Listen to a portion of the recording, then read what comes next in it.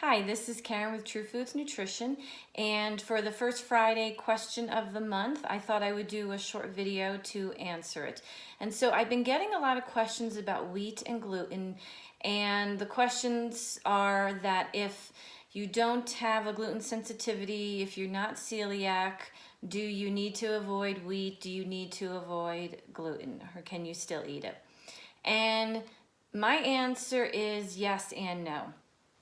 The short answer is actually, I would rather that across the board everybody just avoid wheat products, wheat-based products, and I'm going to talk about that. No, meaning that if you don't have any issues, it can be the 20% of your diet. So I always recommend once people get to a whole foods diet that they do an 80-20.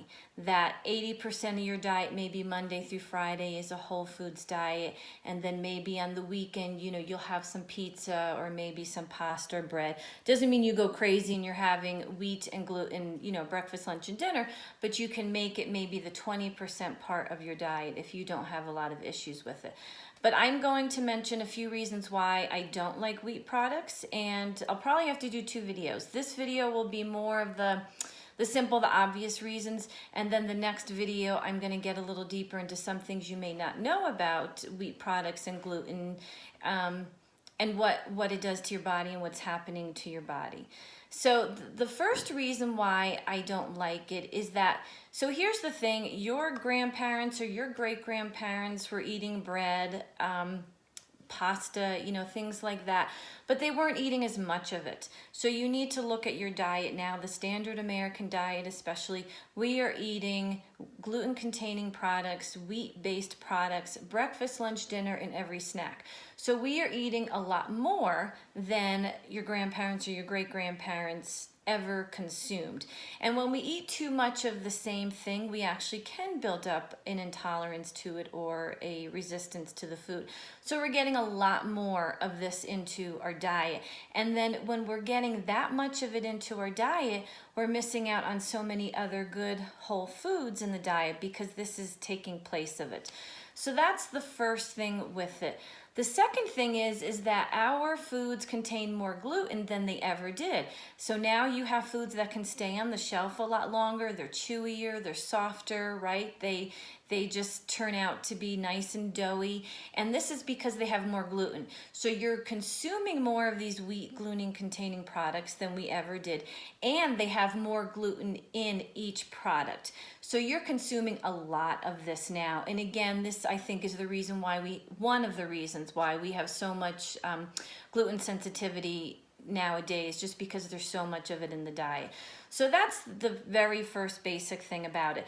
The second thing is that when you eat pasta, bread, bagels, muffins, pizza, all that kind of stuff, it's empty calories. And so again, you're not getting all the nutrients in your diet that you need. And this is taking the bulk of your diet really with all these refined carbs.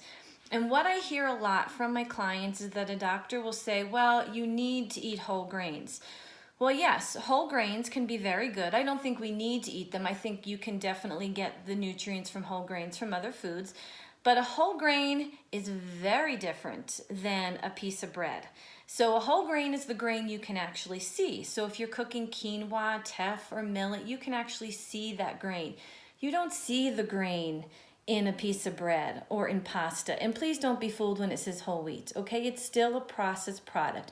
What happens is the wheat that they take the germ and they take the bran, and so they strip it of that. So they strip it of the protein and they strip it of its vitamins and its minerals. And then what you're left with is that carbohydrate part of the wheat, so the endosperm, and it's very starchy. So that's all you have in your wheat-based products.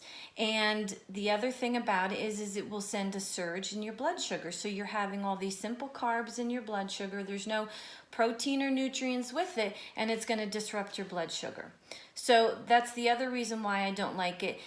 Also, if you look at packages and they say, well, it is enriched. What enriched means is that the product was so processed, it got stripped of all its nutrients, and so they had to add the nutrients back in.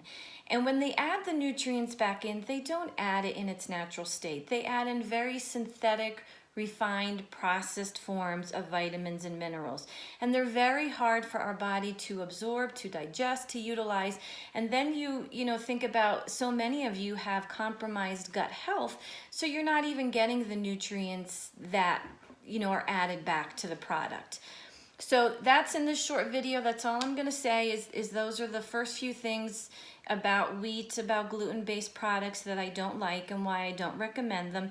And then in the next video, I'm going to go a little bit deeper into why I think really we all should be avoiding wheat-based products. So thank you and have a great Friday.